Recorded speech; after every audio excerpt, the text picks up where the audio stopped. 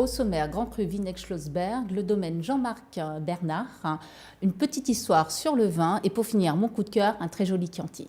Voilà, il faut savoir qu'elle a été restauratrice sur des péniches à Lyon. Elle connaît divinement bien le vin et ce soir, vous avez choisi le Grand Cru de Katzenthal. Exactement, le Grand Cru Vinec-Schlossberg, qui est un terroir à forte pente, qui est plutôt solaire. Effectivement, enfin, pas ce jour-là. Pas ce jour-là, voilà. Effectivement. Mais donc, c'est un forte pente, très caillouteux. Là, par contre, on a pu le voir quand même par rapport aux images, solaire. Ça nécessite un fort engagement de la part des vignerons parce qu'il faut travailler face à la pente, avec des rangs étroits, donc peu mécanisables, et du coup, un travail manuel très important sur ce Grand Cru. On peut parler d'un microclimat ? On peut parler d'un microclimat. Donc là, on est dans la vallée de Katzenthal, donc un petit vallon en forme d'hémicycle qui est protégé des vents dominants par 3 collines. Donc du coup, ça permet à ce Grand Cru de bénéficier d'un effet cocon. Lorsqu'il y a l'été, la chaleur s'emmagasine, s'intensifie dans ce petit caisson et ça donne justement ce fameux microclimat pour ce Grand Cru. Autre particularité ?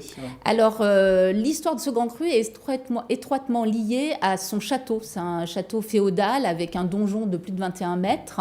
Qui est encore visible ? Qui est encore visible, bien sûr. Et c'est justement cette particularité, c'est que c'est le seul Grand Cru où le château est entouré de vignes. Et d'ailleurs, il y a une vinothèque sous le donjon où on peut retrouver les plus beaux millésimes de ce Grand Cru. Et quel est le cépage le plus représentatif pour vous ? Alors, le plus représentatif, c'est le Riesling. D'ailleurs, historiquement, c'est le premier cépage qui a été planté sur le Grand Cru Vinec-Schlossberg. Il est majoritaire encore à l'heure actuelle. Il faut savoir que c'est un terroir granitique et le Riesling excelle sur le granit.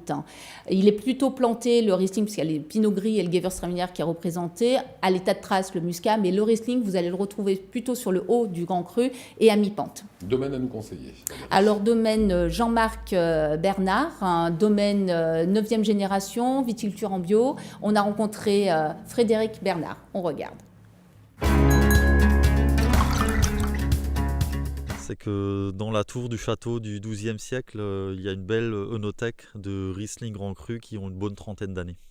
Donc un trésor bien caché et bien gardé.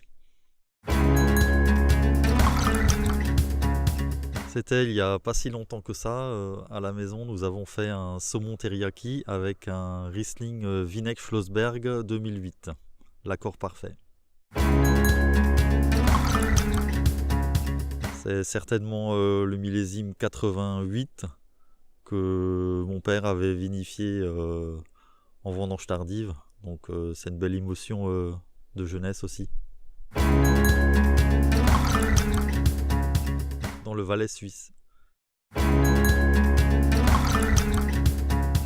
C'est millésime 1983.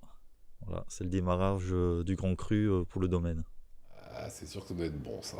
Voilà, c'est pas la bouteille que vous nous avez ramenée, ça sera dans un instant. Un petit mot, tiens, le petit quiz que vous proposez aujourd'hui sur le pinard. Oui, d'où vient l'expression de pinard ? Un peu de pinard, Un peu de pinard. Gilles, un peu de pinard Non. J'avoue que je sèche. Vous séchez ? Ouais. Bon, alors pinard vient en fait, c'est un mot employé par les poilus. Donc ça vient de la guerre de 14-18, parce qu'en fait ça veut dire donc effectivement vin rouge de mauvaise qualité, parce que les soldats avaient une ration journalière de vin que l'armée donnait. Donc en 1914, c'était une ration de 25 centilitres. Ça augmentait progressivement avec le conflit, malheureusement. En 1916, on était déjà à 50 centilitres. Ouais. Et à la fin du conflit, en 1918, on était à 1 litre. Par personne. Par personne, Par par poilu, jour. quoi. Ouais. Par poilu et par jour. Et de pinard. Et de pinard. D'où l'expression pinard, c'est vin rouge de mauvaise qualité. Et pour l'anecdote, le maréchal Joffre, à la fin du conflit, a eu cette citation Général Pinard, merci pour le moral de ses troupes. Voilà. Qu'est-ce que vous nous avez amené comme bon vin et non pas comme pinard ? Non, alors là, ça serait pas sympathique pour ce vigneron. Donc là, je vous emmène en Toscane. Donc on est sur l'appellation Chianti. La cantine, parce qu'on ne parle pas de domaine en Italie, la cantine c'est Guedi. On est sur un millésime on est sur un millésime récent, hein, puisqu'on est sur un 2015.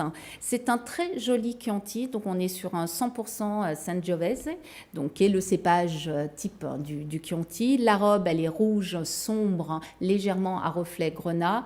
En bouche, le nez est très expressif sur des fruits noirs, légèrement sous-bois, musc, cuir, une pointe de vanille qui est due à l'élevage parce qu'il est passé en barrique, des vins de... Et voilà, il me coupe et après je m'y perds. Donc il est passé en barrique.